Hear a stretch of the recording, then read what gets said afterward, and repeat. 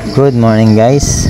Ngayon ng araw ay tayo maghihila na ng nyug doon sa ating kinakawit para lulukad mga idol.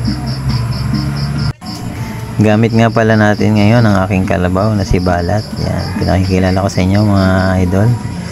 Balat nga pala ang pangalan niya kasi may balat po siya sa tagiliran.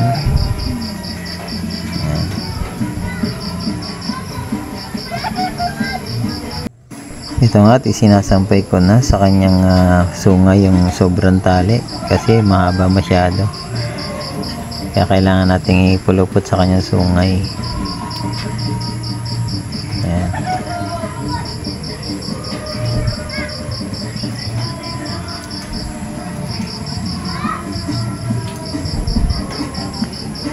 Kumuha nga pala ako ng pansapin dyan dahil medyo maputik si Balat.